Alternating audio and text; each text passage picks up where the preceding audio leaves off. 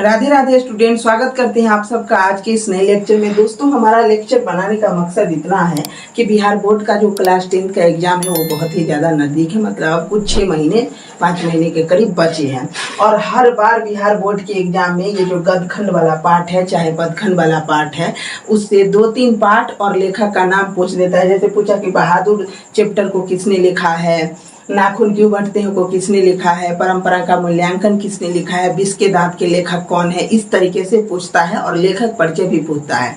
इस वीडियो में हम पाठ के नाम और लेखक के नाम को एकदम बेहतरीन एक कहानी के तरह शानदार ट्रिक से याद करेंगे। अगर एक बार आप अच्छे से इस वीडियो को देख लेते हैं तो आप पूरे एग्जाम में इसको नहीं भूलेंगे। सिर्फ एक बात आपको इसी में से वर्ड को पकड़ना है और आपको लेखक का नाम से पाठ का भी नाम याद आ जाएगा और पाठ के नाम से लेखक का भी नाम याद आ जाएगा। लेकिन हम लोग सीखेंगे कि पाठ के नाम से लेखक का नाम क्या होता है, क्योंकि 90% से ज्यादा बार पाठ का नाम दिया रहता है और लेखक का नाम पूछता है। तो चलिए वीडियो को शुरू करते हैं। तो हमारा पहला चैप्टर, और ये क्लास 10 के लिए पहला चैप्टर है श्रम विभाजन जाति प्रथा। ये हमारा चैप्टर है। अब बोलेगा कि इसके लेखक कौन है। क्या है? श्रम विभाजन और जाति प्रथा। तो यहाँ पर जो वर्ड आ रहा है जाति प्रथा, आप सभी लोगों को पता है कि भीमराव अंबेडकर जो थे उनके साथ जाति भेदभाव कुछ ज्यादा ही होता था। मतलब उस समय जाति प्रथा का बढ़ावा था। तो इसमें ज्यादा कुछ है नहीं। जाति प्रथा मतलब भीमराव अंबेडकर नाम सुनकर ही आ जाना चाहिए, क्योंकि उनको जाति के नाम पर बहुत ज्यादा भेदभाव का सामना करना पड़ा था। तो जाति प्रथा ये शीर्षक इसी के देखकर रखा गया है। तो बोलेगा श्रम विभाजन और जाति प्रथा, तो याद आना चाहिए कि जाति प्रथा यानी खूब भेदभाव हुआ था। किसके साथ? तो भीमराव अंबेडकर के साथ। तो इसके लेखक कौन हो गए? भीमराव अंबेडकर। मतलब थोड़ा ध्यान से इस कहानी को समझिए। एक बार आप इस वीडियो को देख लीजिए, आपको पूरा याद हो जाएगा, गारंटी है, और लास्ट में क्वेश्चन भी बनेगा। अगला है हमारा विष के दांत। मतलब विष के दांत के लेखक कौन है? तो देखिए विष के दांत, विष के दांत। अब देखिए विष जो होता है वो क्या करता है? इंसान को विचलित कर देता है। क्या करता है? इंसान को विचलित कर देता है। मतलब इंसान, मतलब जैसे ही विष उसको, जैसे सांप काटा तो वो छटपटाने लगता है, विचलित कर देता है। तो विष के दांत यानी दांत से जब विष कटेगा तो विचलित कर देगा। और विचलित से आपको क्या याद रखना है? विलोचन। विलोचन यानी नलिन विलोचन शर्मा। क्या याद रखना है? विचलित कर देता है। कैसा? नलिन विलोचन, यानी विष जो होगा वो विचलित कर देता है, तो उससे याद रखना है विलोचन, नलिन विलोचन शर्मा। आप सभी को पता है कि ट्रिक है, पहली बार हम वीडियो बना रहे हैं, पहली बार ट्रिक बताने का प्रयास कर रहे हैं। हो सकता है थोड़ा बहुत कमी हो, लेकिन इतना भी अगर आपको याद है ना तो आपका काम हो जाएगा, क्योंकि 1-2 बार तो आप पढ़ के जाइएगा ही।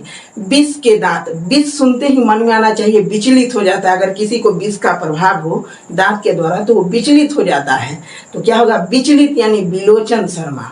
और पूरे चैप्टर में विलोचन शर्मा एक ही है। तो विचलित से क्या याद रहेगा? विलोचन शर्मा। अगला क्वेश्चन है हमारा भारत से हम क्या सीखे। देखिए भारत से हम क्या सीखे। आप सभी को पता है कि भारत एक बहुत बड़ा विशाल देश है और इसमें अनंत संस्कृति छिपा हुआ है। तो जो इसकी मूल संस्कृति है, मूल जो संस्कृति है वो बहुत ही ज्यादा है। यानी बहुत ही ज्यादा को क्या बोलते हैं इंग्लिश में? मैक्स है। क्या है? मैक्स है। क्या मैक्स है? इसकी जो मूल संस्कृति है वो मैक्स है, यानी मैक्सिमम है, बहुत ज्यादा है।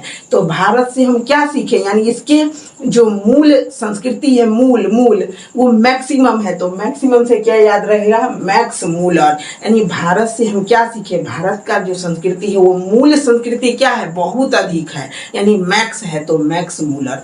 जैसे ही चैप्टर बोले भारत से हम क्या सीखे, तो भाई भारत की संस्कृति बहुत ज्यादा है, यानी मैक्सिमम है, और उसका मूल संस्कृति क्या है? तो Max Muller. Max Muller, Bharat से हम क्या सीखे। ऐसे भी अगर आप 2-3 बार बोलोगे तो आपको याद हो ही जाएगा। अब अगला देख लेते हैं। अगला है नागरी लिपि। नागरी लिपि को किसने लिखा है? अब देखिए नागरी लिपि सुन के शब्द क्या आ रहा है? लिपि सुन के मतलब कोई भी, जैसे देवनागरी लिपि हो गया, हिंदी हो गया, और भी सारी लिपि होती है। तो नागरी लिपि, लिपि सुनकर ही आ रहा है कि इसमें जरूर कुछ ना कुछ गुण होगा। लिपि का मतलब होता है उसमें गुण हो, भाष्य हो, कविता हो, सब कुछ हो, तो गुण जरूर होगा उसमें। तो क्या याद रखेंगे? नागरी लिपि। लिपि सुन के गुण आना चाहिए, यानी गुणाकर मूल्य। क्या आना चाहिए? गुणाकर मूल्य। मतलब लिपि का जो मूल गुण क्या है वो लिपि सुनते ही, नागरी लिपि यानी लिपि सुनते ही क्या आना चाहिए, गुण क्या है लिपि का, तो गुणाकर मूल्य। अभी बताए थे बीस सुन के क्या याद आएगा, विचलित। बीस क्या कर देता है, विचलित कर देता है, तो बिलोचन शर्मा। बीस के दांत यानी नलिन बिलोचन शर्मा। जाति प्रथा पर भेदभाव हुआ था किसके साथ, तो भीमराव के साथ, तो भीमराव अम्बेडकर। तो उसी तरह भारत से हम क्या सीखे, तो इसकी मूल संस्कृति बहुत महान है यानी मैक्सिमम है, तो मैक्स मूलर। और उसी तरह नागरी लिपि, लिपि का मतलब होता है उसमें मूल गुण क्या है, यानी लिपि सुन के ही मूल गुण आ जाना चाहिए, तो हो जाएगा गुणाकर मूल्य। अगला है बहादुर। ये बहुत ही है और ये बहुत बार पूछा है कि बहादुर के लेखक कौन है। तो कहते हैं ना कि जो आदमी खूब बहादुर है, मतलब बहादुर है, चलने में तेज है, दिमाग से भी तेज है, सब कुछ तेज है, तो कहता है ना अमर हो जो, तो अमरकांत क्या होगा, अमरकांत। बहादुर, बहादुर जो बहादुर व्यक्ति होगा वही अमर हो सकता है, और भी कुछ हो सकता है, ये सिर्फ ट्रिक के पर्पज से बताया गया है। तो बहादुर सुनते ही मन में आना चाहिए अमर की बात हो रही है, मतलब ये चारों तरफ से मजबूत है, तो अमरकांत। बहादुर का क्या हो जाएगा, अमरकांत। इसको आप देख लीजिए। अगला है परंपरा का मूल्यांकन। परंपरा का मूल्यांकन। अब देखिए हमारी जो परंपरा है उसका जो मूल्यांकन है वो क्या है।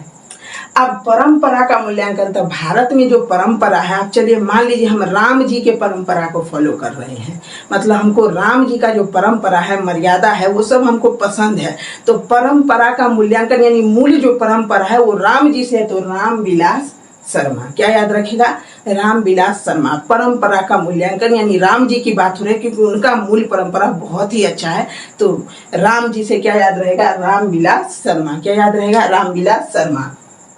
अगला है जीत जीत मैं निरखत हूँ। जीत जीत मैं निरखत हूँ। अब देखिए चैप्टर का नाम है जीत जीत मैं निरखत हूँ, लेखक का नाम क्या होगा, तो कौन आदमी बार बार जीतता है, जो महाराजा होता है। महाराजा ऐसे थोड़ी बनता है, वो बहुत बार जीतता है, हर बार जीतता है, तो जीत जीत मैं निरखत हूँ, बार बार जीतता है, तब बार बार बार बार से क्या हो जाएगा, बिरजू। और बार बार महाराज जीतता है, महाराज जो होता है वो बार बार जीतता है, तो बिरजू महाराज। जीत जीत मैं निरखत हूँ, मतलब जैसे ही जीत जीता है तो कौन जीतेगा, महाराज जीतेगा, तो बिरजू महाराज उसके लेखक हो गए। अगला है आविन्यो। आविन्यो क्या है, देखिए आविन्यो, आविन्यो का मतलब होता है, एक क्वेश्चन भी, आविन्यो क्या है, तो यह कार्थुसियन संप्रदाय का एक ईसाई मठ है। आविन्यो, आविन्यो देखिए इसमें एक ही बात है कि अ से इसका चैप्टर का भी नाम है और अ से लेखक का भी नाम है, तो इसमें ज्यादा नहीं उलझना है। अ से आविन्यो तो अ से अशोक वाजपेयी, अ से आविन्यो तो अ से अशोक वाजपेयी। इसको याद रख लेना है क्योंकि अ से चैप्टर का भी नाम शुरू होता है और अ से लेखक का भी नाम शुरू होता है, ऐसा एक ही चैप्टर में है, तो याद कर लीजिए अभिन्यो। अभिन्यो यानी अ से नाम होगा अशोक वाजपेयी। अगला क्वेश्चन है मछली। अगला चैप्टर है हमारा मछली को किसने लिखा। अब देखिए एक बात याद कीजिए, मछली, तो मछली में क्या आ रहा है, लॉ। अंत में क्या आ रहा है मछली में, लॉ। आपके पूरे 10th में एक ही ऐसा मतलब लेखक है जिसके नाम में लॉ आ रहा है, वो है विनोद कुमार शुक्ल। तो जैसे क्वेश्चन पूछा कि मछली के लेखक कौन है, 4 गो लेखक का नाम दे दिया, तो मछली सुनते ही नाम में आना चाहिए कि जेकरा अंत में लॉ होगा। मछली के अंत में लॉ है तो नाम के अंत में भी लॉ होगा, तो नाम के अंत में लॉ केकरा होगा, विनोद कुमार शुक्ल के अंत में लॉ होगा। तो मछली सुनते ही क्या याद आएगा कि अंत में लॉ है, तो लेखक के नाम के भी अंत में क्या होगा, लॉ है, तो विनोद कुमार शुक्ल याद रख लीजिएगा। और अभिन्यो अ से शुरू है तो ई भी अ से शुरू है, अशोक वाजपेयी। अगला है नौबत खाने में इबादत। अब ये जो इबादत वर्ड है, नौबत खाने में इबादत, इस सुन के ही लग रहा है कि मुस्लिम है, मतलब मुस्लिम वर्ड है। तो नौबत खाने में इबादत, खाने से आपको क्या याद रखेगा, खान, यहाँ से भी पता चल रहा है मुस्लिम है, तो बिस्मिल्लाह खान हो जाएगा, यानी नौबत खाने में इबादत। और पूरे चैप्टर में एक ही लेखक है जो मुस्लिम समाज से आते हैं, तो इबादत से भी पता चलेगा कि मुस्लिम है, तो एक ही है बिस्मिल्लाह खान, और खाने से भी पता चलेगा कि ये बिस्मिल्लाह खान की बात हो रही है। अगला है शिक्षा और संस्कृति। अगला चैप्टर है शिक्षा और संस्कृति। तो भारत में जो शिक्षा और संस्कृति के नाम से जाना जाता है, तो सब जाना जाता है कि सब जानता है कि वो कौन थे, महात्मा गांधी थे, जो शिक्षा और संस्कृति और अहिंसा की बात करते थे। तो शिक्षा और संस्कृति क्या है, महात्मा गांधी लेखक है। शिक्षा और संस्कृति के लेखक कौन हुए, महात्मा गांधी, क्योंकि वही शिक्षा और संस्कृति के बात करते हैं। अगला है नाखून क्यों बढ़ते हैं। दरअसल ये दूसरा चैप्टर था लेकिन हम बाद में लिख दिए, भूल गए थे। नाखून क्यों बढ़ते हैं, अब देखिए नाखून क्यों बढ़ते हैं। तो नाखून क्या होता है, बार बार बढ़ता है, एक दो बार नहीं 1000 बार बढ़ता है। नाखून क्या होता है, 1000 बार बढ़ता है। तो हजारी प्रसाद द्विवेदी क्या हो गया, हजारी प्रसाद द्विवेदी बार बार 1000 बार बढ़ता है। नाखून क्या होता है, 1000 बार बढ़ता है, 1000 बार बढ़ता है, यानी हजारी प्रसाद द्विवेदी इसके लेखक का नाम हो गया। एक बार अच्छे से आप इसका स्क्रीनशॉट ले लीजिए, इधर पाठ का नाम, इधर लेखक का नाम, और हो सके तो इस ट्रिक को एक बार ध्यान से सुनिए, जरूर कहानी की तरह आपको याद होगा। अभी हम टेस्ट लेते हैं। हम क्या बोले थे कि मछली कौन लेखक है, तो एक ही बात याद रखना है, मछली के लास्ट में ल है तो लेखक के नाम के अंत में भी ल होगा। अब पूरे चैप्टर में किसके अंत में ल है लेखक के नाम में, विनोद कुमार शुक्ल, तो आंसर हो जाएगा विनोद कुमार शुक्ल। आप बोले कि अभिनयों के लेखक कौन है, तो अभिनयों में अ है, अभिनयों में अ है, मतलब एक ही है अभिनयो अ, तो लेखक का नाम भी अ से होगा, तो अशोक वाजपेयी जी।